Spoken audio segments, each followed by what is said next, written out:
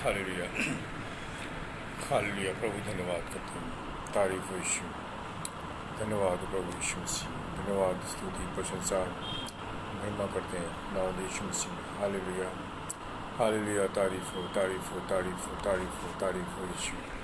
धन्यवाद, धन्यवाद, धन्यवाद, धन्यवाद और महिमा और आदर हम आपको देते हैं परमेश्वर पिता यीशु मसीह में। धन्यवाद करते हैं वो आज जो कल युगन युग एक सा प्रभु हमारा प्रभु और हमारा परमेश्वर है। धन्यवाद करते हैं इस दिन के लिए और इस समय के लिए प्रभु यीशु मसीह जो आपने एक बार फिर से हमें दिया है कि हम आपके उस अनुग्रह के सिंहासन के सामने आकर के पिता और अब्बा कह के पुकारते हुए आपके गुणों का वर्णन कर सकते हैं। धन्यवाद करते हैं, हम धन्यवाद देते हैं प्रभु परमेश्वर पिता। धन्यवाद करते हैं, हृदय की गहराइयों से हम आपकी आराधना करते हैं। समय के लिए प्रभु धन्यवाद करते हैं प्रभु। ये अनुग्रह हमारा ऊपर पाया जाता है कि आज भी हम परमेश्वर आपकी महिमा का बखान कर सकते हैं। धन्यवाद करते हैं परमेश्वर पिता।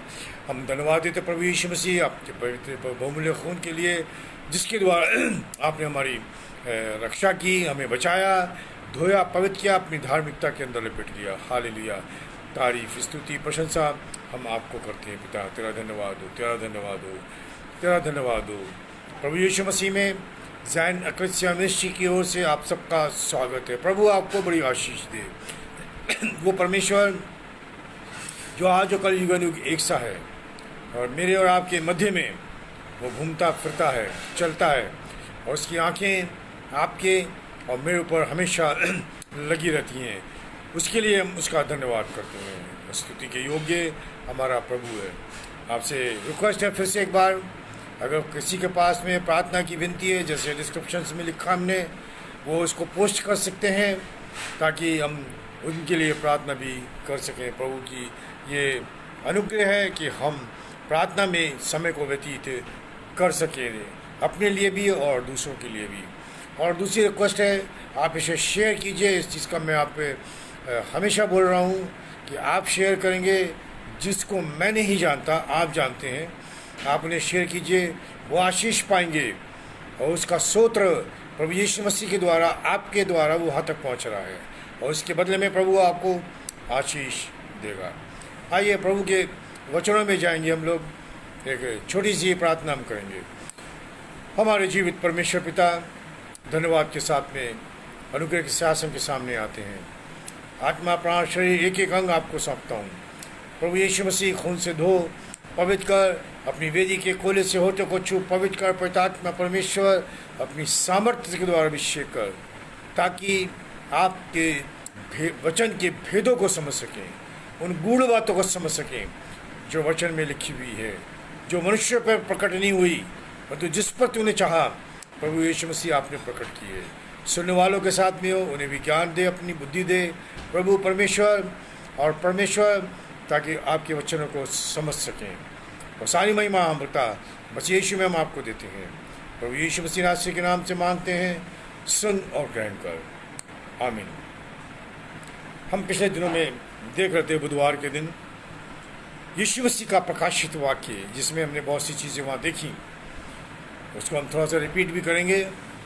प्रभु यीशु मसीह ने सबसे पहले कहा, धन्य है वो जो इस पुस्तक की भविष्यवाणी की बातों को पढ़ता है, सुनता है और उसको मानता है। एक सबसे बड़ी आशीष प्रभु यीशु मसीह प्रकाशित वाक्य के पहले अध्याय के अंदर ही तीसरे पद में देते हैं वो, और जिसके पास में वचन है उसके पास में जीवन भी है।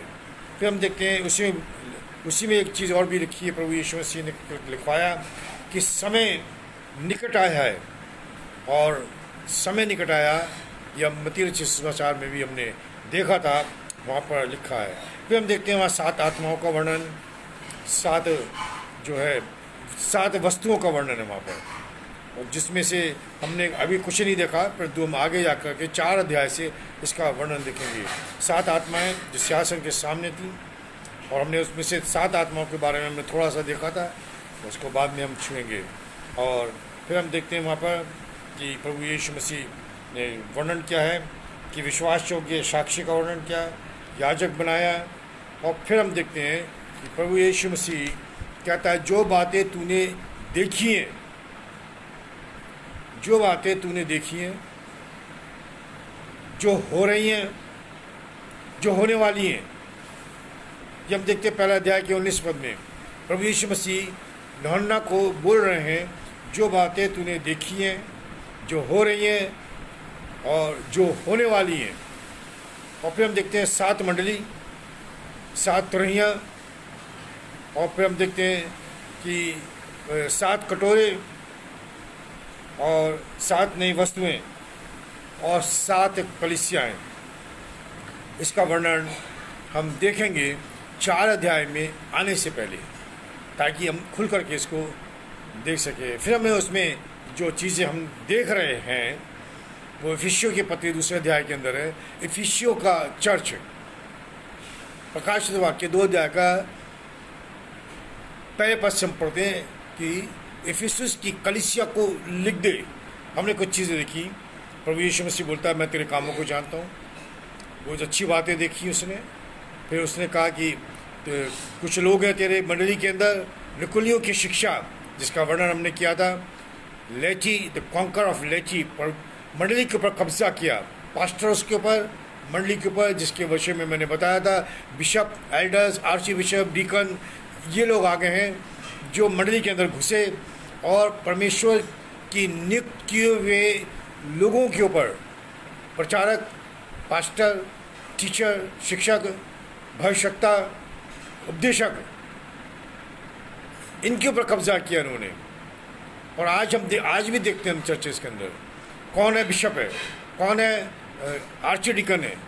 तो इन्होंने, परमेश्वर ने जो 4 अध्याय के इफिसियों की पत्री के अंदर 11 पद में रखे थे मंडली के लिए, जो परमेश्वर ने नियुक्त किए थे, इन्होंने इसके ऊपर कब्जा कर लिया। और आज हम देखते हैं, आज भी परमेश्वर बस यीशु की मंडली कर रहाती है इस चीज़ों को लेकर के।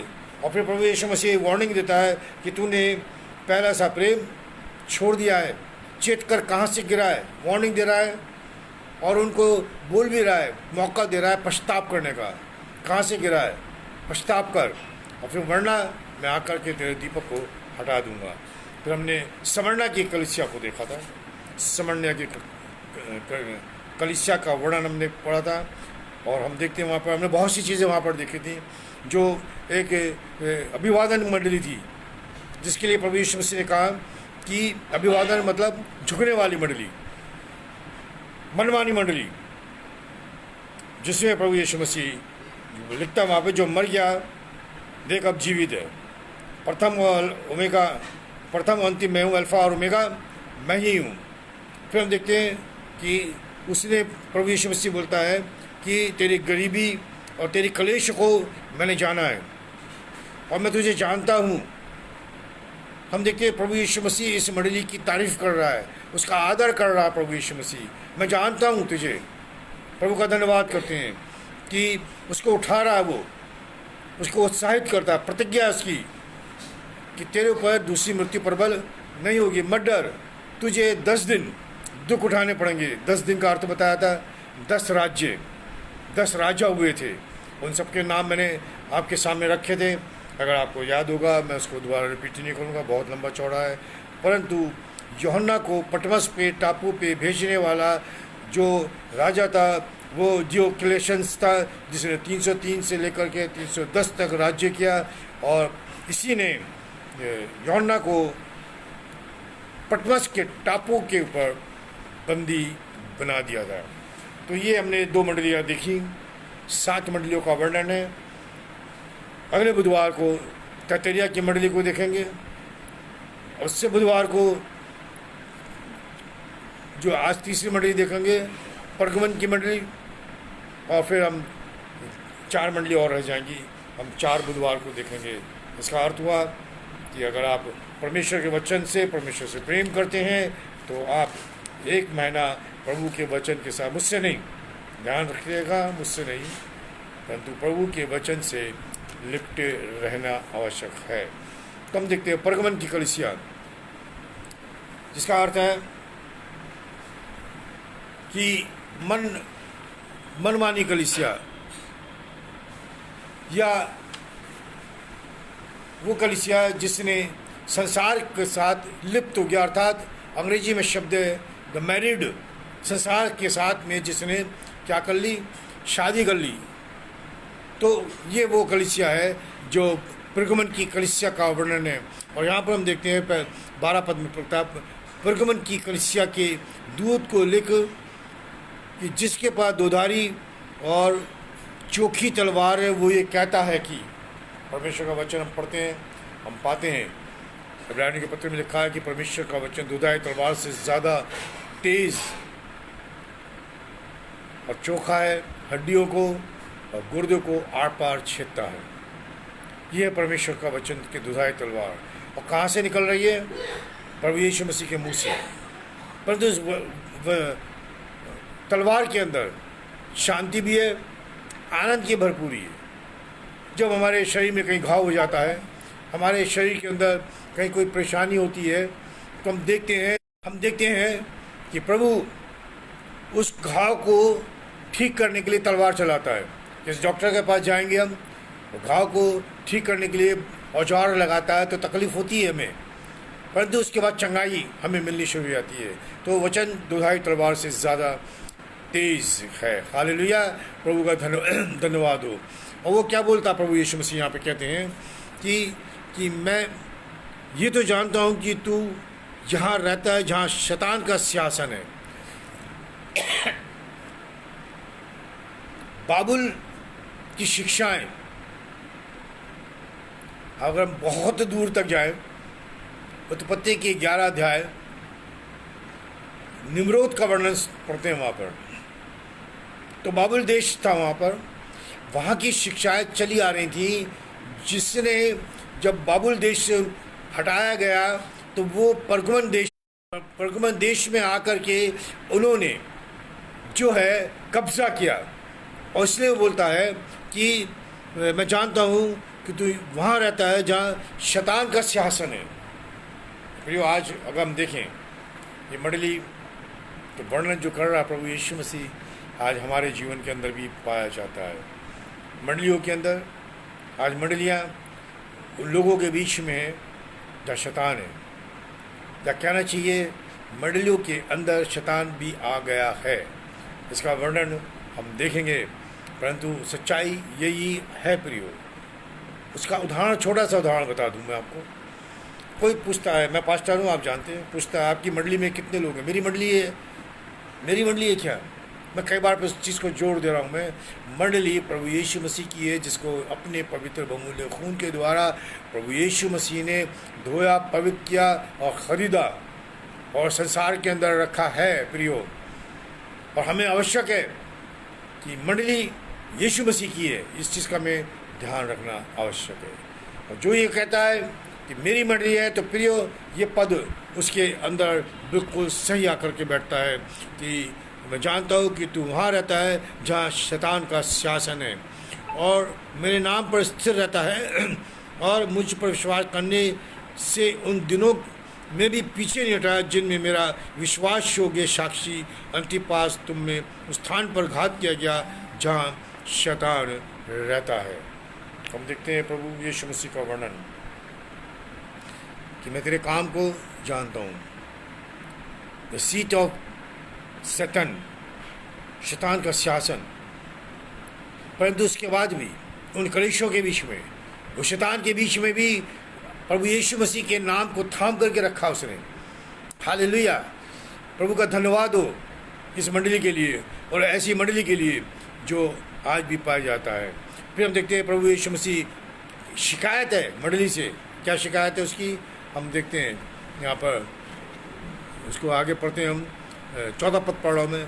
पर मुझे तेरे विरुद्ध कुछ बातें कहनी है, क्योंकि तेरे यहाँ कितने तो ऐसे हैं जो बिलाम की शिक्षा को मानते हैं, जिसने बलाक को इस्राएलियों के आगे ठोकर का कान रखना सिखाया कि वे मूर्तों के बलिदान खाएं और व्यभिचार करें।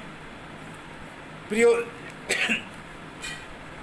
ये चीज़ जो है हमारे मंडलियों के अंदर प्रभु ने जो दी हमें, उसके अंदर आज भी पाई जाती है। क्या चीज़ है ये? बलाम की शिक्षा क्या है?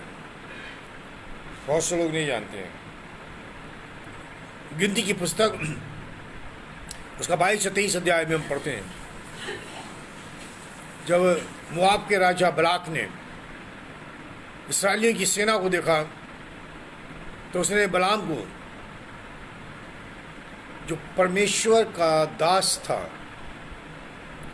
बलाम जो परमेश्वर का भविष्यवक्ता था, उसको बुला करके उसने कहा उसको कि तू इस्राएलियों को श्राप दे, और उसने सोना चांदी धन दौलत भेजे उसको। फिर वो बलाम ने मना कर दिया। आप जानते प्रभु के वचन को, वो लौट गए। बलाक ने फिर लोगों को भेजा और उससे दुगना उसको भेजा।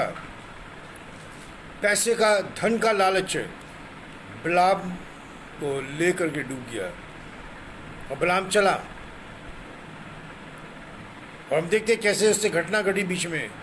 जिस गदी में चलता था उस गदी ने दोबारा उसको दबा दिया। परंतु लालच, प्रभु यीशु मसीह ने जब आज्ञाओं के लिए बोला, आज्ञाओं को मान, प्रभु यीशु मसीह ने कहा लोगों को कि आज्ञाओं को मान, और फिर उसने कहा कि परमेश्वर ने जो आज्ञाएं दी, किसको? मूसा को, कि तू किसी चीज़ का लालच मत करना। और हम देखते हैं उसने लालच किया, बलाम ने लालच किया। पौलुस लिखते हैं कि सारे बुराई की जड़ पैसा है। पैसे का प्रेम सारी बुराई की जड़ है। फिर जो पैसा बुरा नहीं है, पैसा बुरा नहीं है, परंतु पैसे का प्रेम सारी बुराई की जड़ है। और बलाम यहीं पर आकर के गिर गया। बलाम यहीं आकर के गिर गया। उस वचन के अनुसार अगर हम पढ़ें तो हम देखते हैं कि बलाम वहाँ पाप में आके गिर गया। और वो गया, उसने परमेश्वर के लोगों को श्राप नहीं दिया, धन तो ले लिया, श्राप नहीं दिया, परंतु उसने उनको एक उपाय बता दिया। क्या उपाय बताया उनको? कि अपनी स्त्रियां उनके पास भेज दो। और उन्होंने जाकर के उनको व्यभिचार के अंदर गिरा लिया। व्यभिचार का पाप आज मंडली के अंदर पाया जाता। प्रियो, मैं पूरा खोल करके बोलना उचित नहीं है, परंतु आज मंडलियों में पाया जाता है ये पैसे का लालच। कैसा व्यभिचार आया है? मूर्ति पूजा। मैं एक बार बोल रहा था क्रिसमस के ऊपर, मूर्ति पूजा के ऊपर। ये मूर्ति पूजा है। क्रिसमस ट्री अगर ऑल्टर के पास सजाते हैं तो इसका अर्थ है कि लोग आकर के मोमबत्ती जलाते हैं, धन चढ़ाते हैं, मूर्ति पूजा करा रहे हैं। आप मूर्ति पूजा करा रहे हो, परमेश्वर का दंड आपके ऊपर भी आएगा। आपको उन्हें मना करना चाहिए, परंतु हम उनसे करवा रहे हैं। और यही चीज़ बलाम ने बलाक को सिखाई, क्योंकि धन आ रहा है, धन आ रहा है। और हम देखते हैं अब दूसरा चीज़, धन, जो लालच है, धन का लालच।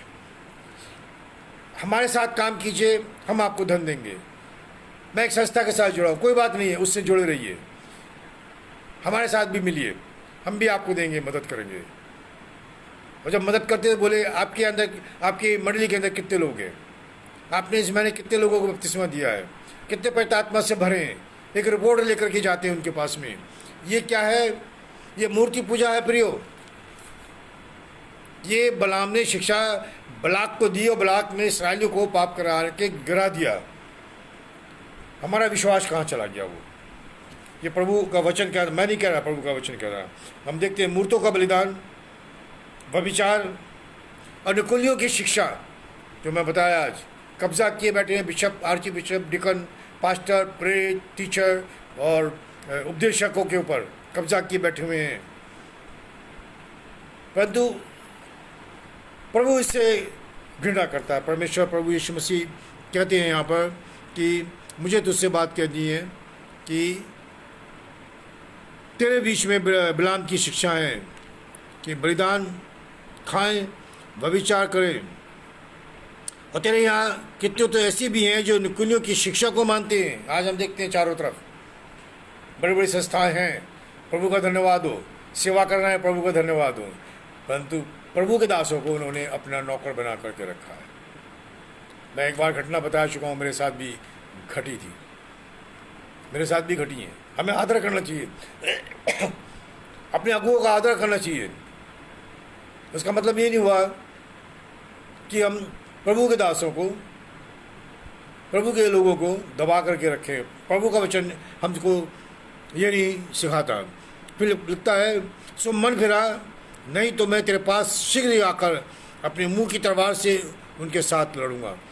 प्रभु उनको पश्चाताप की आत्मा दे रहा है कि क्या कर, पश्चाताप कर। कुरिन्थियों के पत्र में लिखा, आज ही उद्धार का दिन है, आज ही पश्चाताप करने का दिन है। और प्रभु हमें मौका देता, प्रियो, हमें समय दे रहा है कि हम पश्चाताप करें, प्रभु के सम्मुख में हम आ जाएं, जैसे हम पाते हैं कुरिन्थियों की पत्री के अंदर प्रभु यीशु मसीह ने कहा इस चीज़ के लिए। फिर हम देखते हैं कि विवाह, जिसका मतलब बताया था मैंने, विवाह, परगमन की का अर्थ है विवाह। कॉन्स्टेंटाइन के समय में, राजा कॉन्स्टेंटाइन के समय में 315 एडी में ये मंडली के अंदर वो चाहता था मैं राजा भी बनूं और लोग मेरी पूजा भी करें। और पॉलिटिक्स खेली उसने, संसार के लोगों को ले आया और उसने ये पद रख दिए और सब कुछ अपने कंट्रोल में उसने कर लिया। यही वो शैतान का शासन हो बन गया वहाँ पर। आज मंडलियों के अंदर है, कैथलिकों के अंदर चले आइएगा, वहाँ मिल जाएगा आपको। कैथलिक को छोड़िए, प्रोटेस्टेंट के अंदर भी है, बिशप है, डिकन है, आर्च बिशप है, कैडबरीज बिशप है। ये क्या है? परमेश्वर प्रभु यीशु मसीह की मंडली के अंदर शैतान का सिंहासन है। शारीरिक लोग हैं जिसको परमेश्वर ने नहीं बुलाया। ये चुने गए थे। ये किस लिए चुने गए थे? मंडली उन्नति कर रही थी, उस मंडली का हिसाब किताब रखने के लिए, उसकी सेवा करने के लिए, सेवकाई के लिए। परंतु ये कब्जा करके बैठ गए और इसे बोलता है, मन फिरा वरना मैं आकर अपने मुंह की तलवार के साथ उससे युद्ध करूंगा। जिसके कान वो सुन ले कि आत्मा कलीसिया से क्या कहता है। जो जय पाए उसको मैं गुप्त मन्ना में से दूंगा, उसे एक सफ़ेद पत्थर भी दूंगा। उस पत्थर पर एक नाम लिखा हुआ होगा जिसे उसके पाने वाले के सिवाय और कोई ना जानेगा। तो हम देखते हैं कि संसार मंडली के अंदर चला गया, संसार मंडली के अंदर चला गया। कोई मुझसे पूछ रहा था अभी कि आप क्रिसमस बनाते हैं? मैंने कहा बनाते हैं, परंतु वैसे नहीं बनाते हैं जैसे संसार बनाता है। साउथ में चलाइए, बहुत कम लोग मनाते हैं, क्योंकि परमेश्वर के वचन के अंदर कहीं भी क्रिसमस का दिन और क्रिसमस का तारीख नहीं है, ये कहीं नहीं है। परंतु जब संसार के अंदर ये चीज़ें आई, संसारिक चीज़ें जब मंडली के अंदर आ गई, तो हम देखते हैं, अगर हम घटना को देखें, प्रभु यीशु मसीह ने एक दृष्टांत कहा कि एक बीज बोने वाला बीज बोकर के चला गया। फिर लोगों ने आकर के मालिक से कहा कि देख, हमने अच्छे दाने बोए थे, उसके बीच में से जंगली दाने भी निकल आए हैं। प्रभु यीशु मसीह ने कहा दोनों को बढ़ने दो, जब फसल पक जाएगी काटे जाएंगे और जंगली दाने आग में और अच्छे दाने खत्ते में जाएंगे। आज मंडली के अंदर है वो प्रियो, आज वो मंडली के अंदर पाए जाते हैं। और मैं फिर बोल रहा हूँ इस चीज़ को कि ये कॉन्स्टेंटाइन ने मंडली के अंदर डाला, जिसमें पर्व लोग बनाने लगे। मैं ये नहीं बोलता पर्व मत बनाओ। तो मुझसे किसी ने पूछा कि उन्होंने मुझसे बोला कि मैं प्रभु के वचन बाइबल के सारे पर्व बनाते हैं हम लोग। मैंने कहा अच्छी बात है, बड़ी खुशी की बात है। मैंने कहा मुझे बताइए, प्रभु के वचन में 7 पर्व हैं। झोपड़ियों का पर्व, तरहियों का पर्व, होम बलियों का पर्व, पश्चाताप का पर्व मैंने मनाते हैं। अब वो चुप। प्रिय, गलत शिक्षाएं। प्रभु यीशु मसीह ने कहा कि मैं व्यवस्था को नाश करने के लिए नहीं आया, परंतु मैं व्यवस्था को पूरी करने के लिए आया हूँ। और व्यवस्था जब मसीह यीशु में आ गई, तो जब यीशु मसीह हम में आ गया, तो हमारे पास व्यवस्था है, हमें मानना आवश्यक है। बहुत ज़रूरी है। तो इस संसारिक शिक्षा, उसमें जो है संसार की शिक्षाएं आ गई। और 600 एडी में मंडली के अंदर पहला बिशप नियुक्त किया गया, जिसका नाम था फर्स्ट बिशप जॉर्जरी। और बाद में वही बिशप पोप कहलाया 600 एडी में, उससे पहले नहीं था। बहुत सी चीज़ें इसमें ऐसी हैं प्रियो कि मैं उसको छोड़ाऊँ, क्योंकि वो जो मंडली के इतिहास है उसके अंदर घुसना पड़ेगा, वो आप उतनी जल्दी नहीं समझ पाएंगे। तो 600 एडी में मंडली को पहला पोप मिला, जिसने आकर के मंडली को भ्रष्ट कर दिया, चर्च को भ्रष्ट कर दिया। संसारिक चीज़ें, संसार की अभिलाषाएं उसके अंदर आ गईं, मंडली के अंदर चली आई, जिसके लिए प्रभु यीशु मसीह कहता है, इन चीज़ों को तू बाहर कर, पवित्र, निष्कलंक, निर्दोष और तेजस्वी बन, ताकि लोग प्रभु की महिमा को चर्च के अंदर से, मंडली से और तेरे जीवन से दिखाई पड़ने पाए। प्रभु यीशु मसीह एक दृष्टांत और कहा, एक स्त्री ने खमीर लिया और आटे में मिला दिया, और सारा आटा खमीर हो गया। वही चीज़ आज मंडली के अंदर पाई जाती है। और फिर ये धीरे धीरे जो है पेंतेकोस्त के दिन पूरे संसार के अंदर फैल गए, पूरे संसार के अंदर ये फैल गए। 324 एडी में जो है जो संसार चर्च के अंदर आ गया। और जब पेंतेकोस्त के दिन, जब उसके बाद में जब क्लेश हुआ और लोग इधर उधर तितर बितर हुए, और ये आकर के उनके साथ मिल गए। पुराने नियम में जाना पड़ेगा, हमें जाना पड़ेगा 3 सेंचुरी के अंदर, जहाँ पर निम्रोद राजा हुआ है। बाबुल की शिक्षाएं वहीं से निकल के आई हैं, बाबुल की शिक्षाएं, जहाँ से मूर्ति पूजा निकल कर के आई है, जहाँ पर भूत प्रेतों की पूजा शुरू निकल के आई है, जहाँ पे से जादू टोना निकल कर के आया है। परमेश्वर ने इसके लिए नहीं बनाया था, इसके लिए बताया। अगर हम रोमियो की पत्री में पढ़े तो उसमें साफ लिखा हुआ है कि मनुष्य हाथ की बनाई हुई कारीगरी की आराधना और पूजा करता है। हाथ की बनाई हुई, जो ना कान है सुन नहीं सकते, आँखें हैं देख नहीं सकती हैं, मुंह है बोल नहीं सकते, पैर है चल नहीं सकते, परंतु प्रभु का वचन ये कहता है कि मैं जीवित और आरोग्यकारी, विलंब से क्रोध करने वाला और अति करुणा में परमेश्वर हूँ। हालेलुया, उसका धन्यवाद हो। फिर हमने देखते हैं 2 कुरिन्थियों उसका 11 अध्याय उसका 14 पद है। 2 कुरिन्थियों उसका 11 अध्याय और उसका 14 पद, प्रभु का वचन हमसे कहता है कि, और ये कुछ अचंभे की बात नहीं, क्योंकि शैतान आप भी ज्योति में स्वदूत का रूप धारण करता है।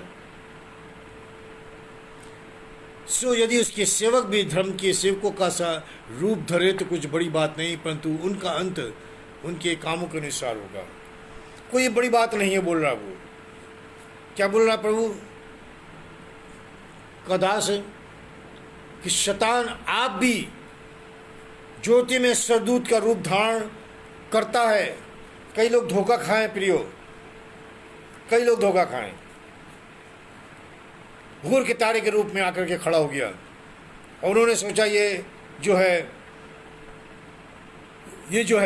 प्रभु है, परंतु प्रियो प्रभु नहीं था। वो शैतान के रूप में, शैतान ज्योति के रूप में, ज्योति के दूत के रूप में आकर के खड़ा हो गया वहाँ पर आकर के।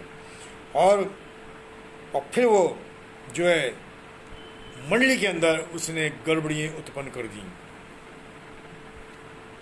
मंडली के अंदर गड़बड़ियाँ उत्पन्न कर दी। और इसलिए मैं लगातार बोल रहा हूँ, बहुत से झूठे भविष्यवक्ता। आज मैं किसी से बात कर रहा था तो मैं उसको बोला मेरा किसी से अच्छे संबंध है, प्रेम है आपस में, और हम आदान प्रदान कर रहे हैं, गिफ्ट ले रहे हैं, दे रहे हैं। कुछ दिनों बाद मनमुटाव हो गया, झगड़ा हो गया, बातचीत बंद हो गई। हमें जो गिफ्ट मिला है हम वापस नहीं करते, प्रियो, वहीं रहता है। तो वैसे ही वो लोग, उन्हें दान मिला, प्रभु की आत्मा उन्हें छोड़ करके चली गई, परंतु अभी भी भविष्यवाणी, अन्य भाषाएं और अद्भुत और आश्चर्यक्रम चंगाई का काम कर रहे हैं। लोग भीड़ की भीड़ उनके पीछे हैं। पौलुस एक जगह लिखते हैं कि जहाँ से तूने शुरू किया है उसको आगे बढ़ा, परंतु आगे जाके तू ख़त्म हो गया। फिर वो हमारा जीवन नहीं दिया है प्रभु ने। तो हम देखते हैं यहाँ पर उन्होंने जो है लोगों को बुलाया। बलाम की शिक्षा थी, उनको बलाक को शिक्षा दी उसने कि अपने पर्वों में उन्हें बुलाओ, इस्राएलियों को बुलाओ, अपनी सुंदर सुंदर लड़की उनके सामने रखो।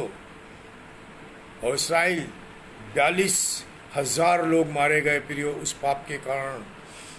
2 पाप था, मूर्ति पूजा, जिससे परमेश्वर सबसे ज़्यादा घृणा करता है, जो आज मंडलियों के अंदर पाई जाती है। क्या है मूर्ति पूजा? क्रिसमस फादर, क्या है ये? कहाँ लिखा प्रभु के वचन में? कहीं नहीं है। क्रिसमस ट्री, कहाँ लिखा है? प्रभु यीशु मसीह ने कहा है कि क्रिसमस ट्री सजाओ और वहाँ पर एक बच्चे को रखो और एक स्त्री को रखो और वहाँ पे थोड़ी भेड़ बढ़िया बकरियाँ रख दो और लोग आएंगे, सिजदा करेंगे, पूजा करेंगे, बत्ती जलाएंगे, पैसे चढ़ाएंगे। कहाँ लिखा है? कहीं नहीं है। ये संसार के अंदर शिक्षा आ गई। ये थी बेबीलोन कल्ट्स बोलते हैं इसको, बेबीलोन कल्ट्स। आज के मसीही लोगों को ये बहुत बुरा लगता है। क्रिसमस के पर्व में वो निर्लज्ज स्त्रियों के समान नाचते हैं चर्च के अंदर।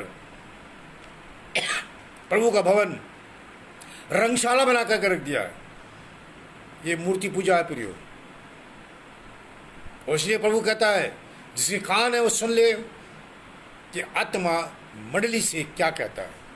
ये नहीं बोलता जिसके कान है सुन ले कि सुरेश मंडली को क्या कहता है। ये नहीं कहता वो कहता है कि जिसके कान है सुन ले कि आत्मा मंडली से क्या कहता है। कहाँ पर लिखा प्रभु के वचन के अंदर कि मेरे जन्मदिन को मनाना? प्रभु यीशु मसीह ने सिर्फ ये कहा, जब जिस प्याले में से, इस रोटी में से खाओ, इस प्याले में से पियो, तो मेरी मृत्यु को याद रखना। तो हम देखते हैं कि उन्होंने अपने मोआब के राजा ने अपने त्योहारों में, पर्व में इस्राएलियों को नेता देना शुरू कर दिया। अब आपने अपनी हालत देखी। हम चलिए सच्चाई बता देते हैं। है परेशानी।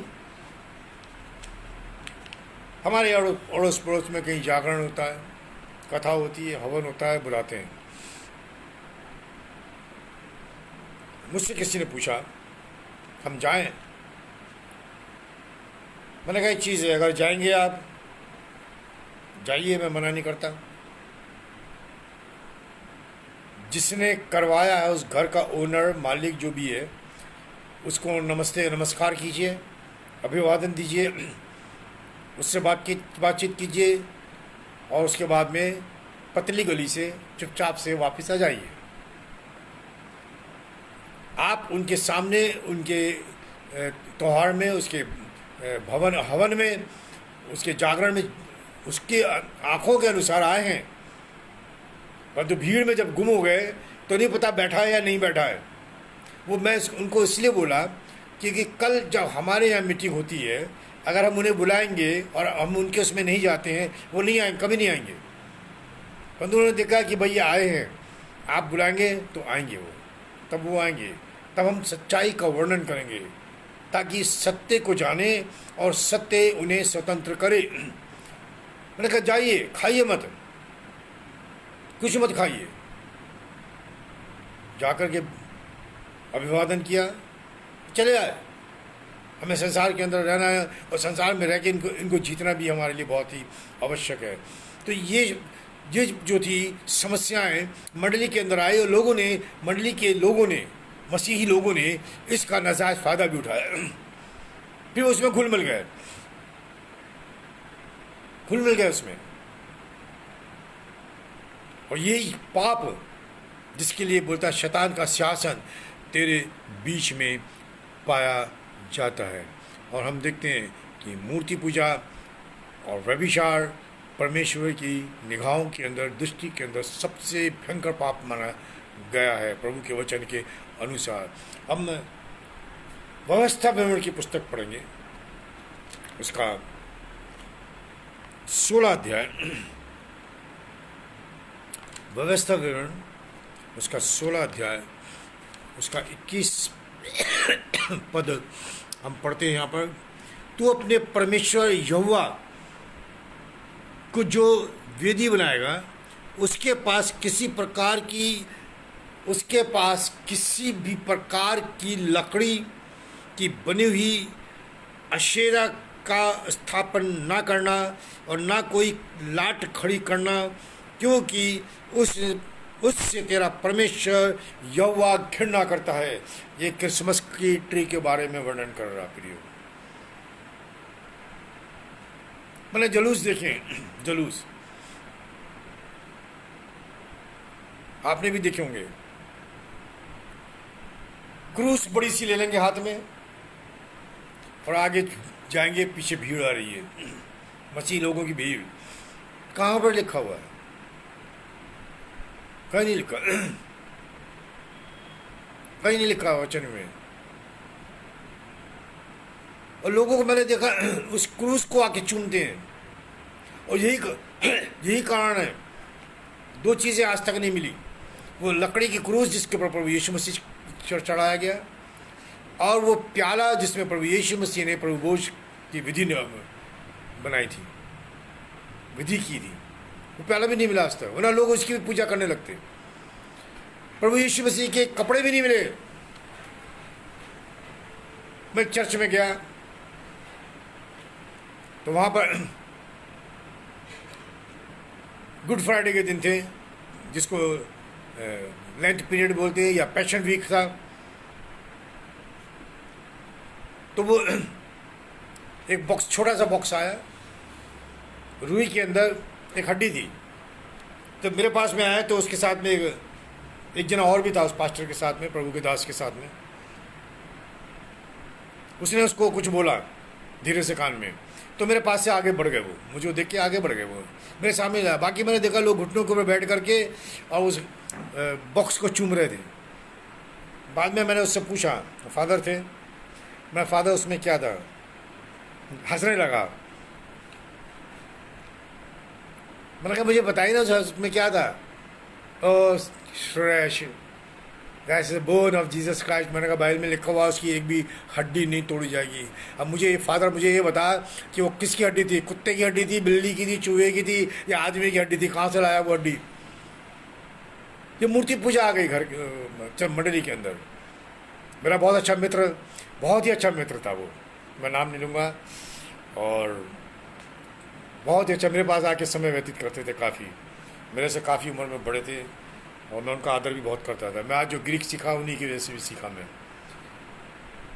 परंतु उसका जवाब नहीं दिया, वो हंस पड़ा मेरे से देख कर के। फिर मुझसे था, oh Shreyas, you know that, मतलब वो भी खुद जानता था, वो खुद भी जानता था इस बात को कि ये गलत है।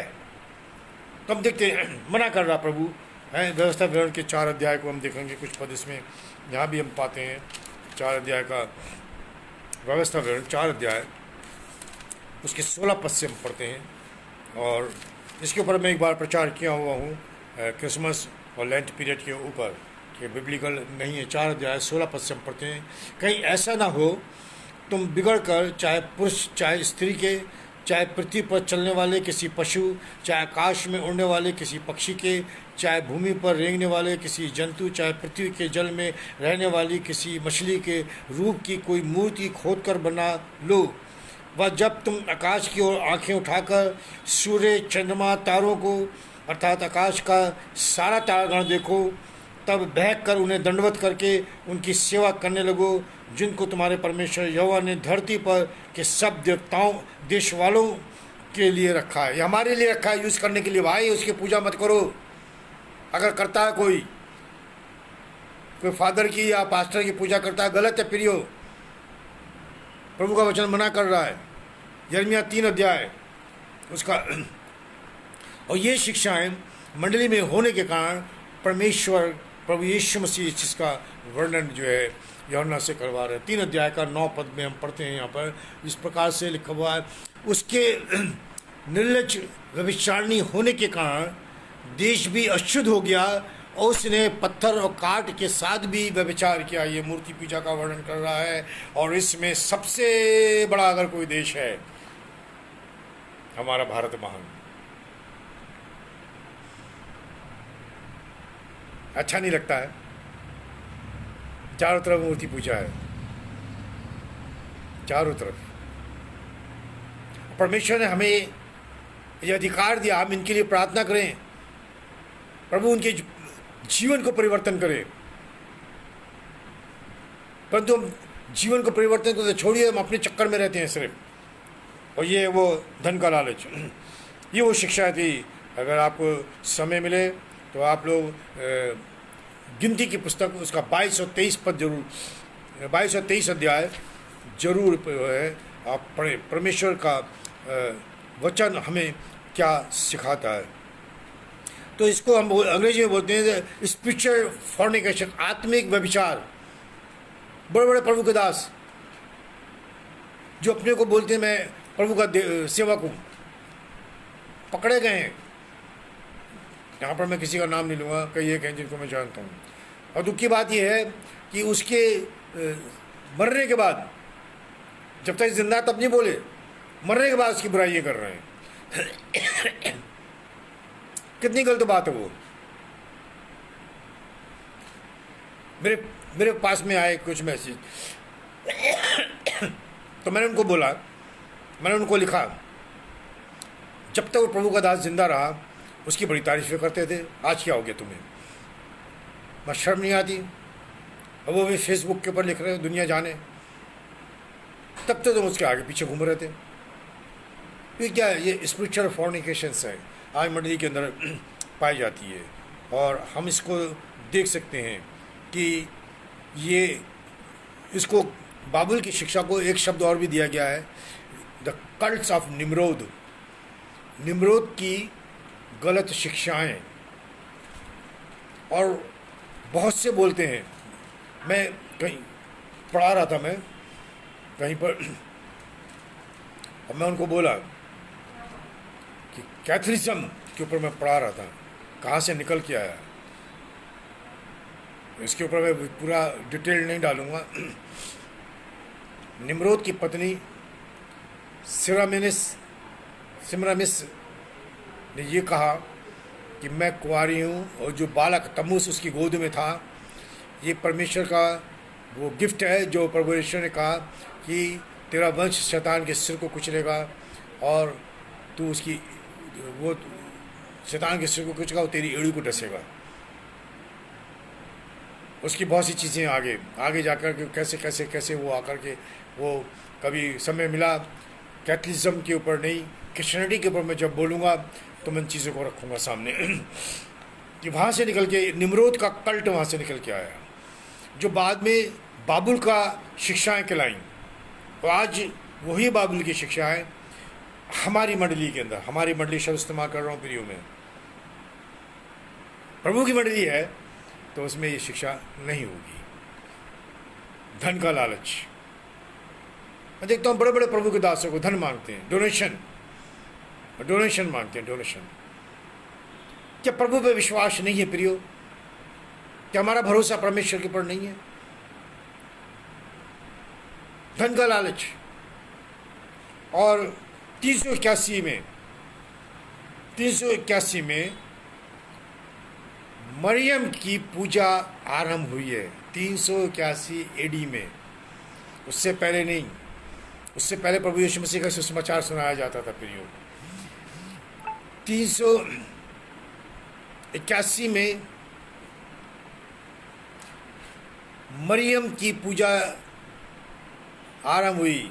आवर वर्जन लेडी मैरी, इसकी पूजा शुरू हुई। हम देखते हैं, पद पढ़ेंगे परमेश्वर के वचन में से। दूसरा पत्रस 2 अध्याय उसका 14 पद है। दूसरा पत्रस 2 अध्याय 14 पद। उनकी आंखों में व्यभिचारिणी बसी हुई है और वे पाप किए बिना रुक नहीं सकते। वे चंचल मन वालों को फुसला लेते हैं। उनके मन को लोभ करने का अभ्यास हो गया है। वे संताप की संतान हैं। वे सीधे मार्ग को छोड़कर भटक गए हैं और बोआर के पुत्र बिलाम के मार्ग पर हो लिए, जिसने अधर्म की मजदूरी को प्रिय जाना।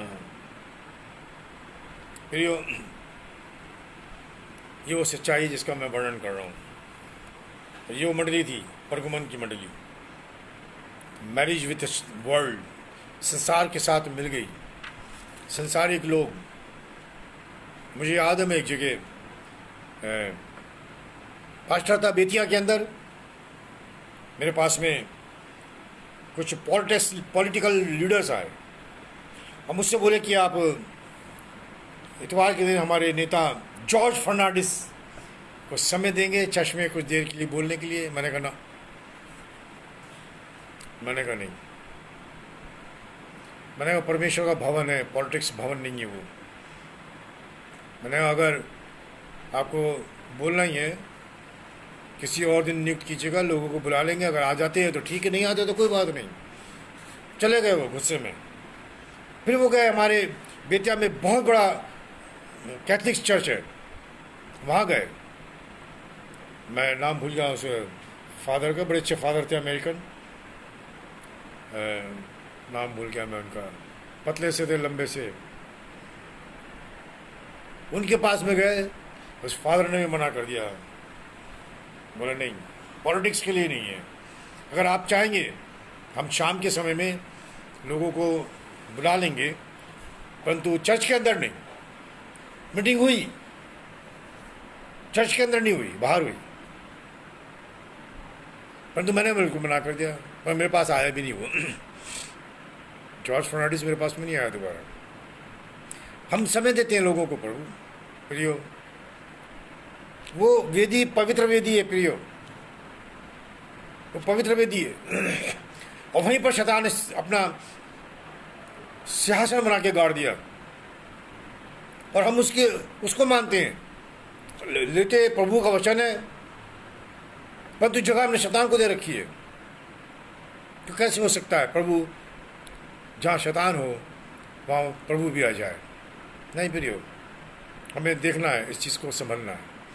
हम आगे जाएंगे कल, अगले बुधवार को थ्यूतिरा की मंडली को देखेंगे, जहाँ पर एक स्त्री का वर्णन है। तब बहुत सी चीज़ें वहाँ पर आएंगी कैथलिज्म को लेकर के। हो सकता है बहुतों को बुरा लगेगा, परंतु वो सच्चाई है और सच्चाई को जानना आवश्यक है। प्रभु यीशु मसीह ने कहा कि सत्य मैं हूँ और सत्य को जानोगे और सत्य तुम्हें स्वतंत्र करेगा। वचन के द्वारा प्रभु आपको आशीष दे, बुद्धि दे, ज्ञान दे, समझ दे। हम प्रभु के इन भेदों को समझ सकें जो आज हमारे पर प्रकट कर रहा है। बुधवार के दिन शाम को 6 बजे हम फिर से इकट्ठे होंगे प्रकाशित वाक्य के अध्यायों के अंदर, मंडलियों के अंदर। और चौथी मंडली होगी थ्यूतिरा की मंडली। हम उसमें से प्रभु के वचनों में से सीखेंगे। आइए हम लोग प्रार्थना करेंगे। हमारे जीवित और उनके कार्य स्वर्गीय पिता, हम चरणों के पास में आते हैं। सारी महिमा हम आपको देते हैं। वचनों के द्वारा हमसे बातचीत कर। सच्चाई प्रभु, आपका वचन कहता है सत्य को जानोगे, सत्य तुम्हें स्वतंत्र करेगा। हमें स्वतंत्र कर प्रभु, सारे बंधन तोड़ दे। जैसे आपने कहा कि वो जो दुधाई तलवार रखता है उससे हमें मार काट छांट, ताकि अपने बीच में से शैतान के शासन को प्रभु आपकी सामर्थ्य के द्वारा हटा कर हम सच्चाई और आत्मा के साथ में आराधना करने पाएँ। हर एक के साथ में हो प्रभु, उन्हें आशीष दे, आशीष का कारण बना। प्रभु प्रार्थना करते हैं जो हमारे देश के अंदर हॉस्पिटल में एडमिट है, खुदावंद कोविड से, प्रभु छू और चंगाई दे। परमेश्वर पिता यीशु के नाम से कितने तेरे दास हैं जिनके पति और पत्नी दोनों बीमार हैं, प्रभु छू और चंगाई दे और महिमा आपको देते हैं पिता। प्रभु यीशु मसीह नासरी के नाम से मांगते हैं, सुन और ग्रहण कर, आमीन। प्रभु आपको आशीष दे। और एक बार फिर से आपसे रिक्वेस्ट है, प्लीज़ शेयर करें इसको और प्रार्थना की विनतियों आप पोस्ट कर सकते हैं। सबको जय मसीह की।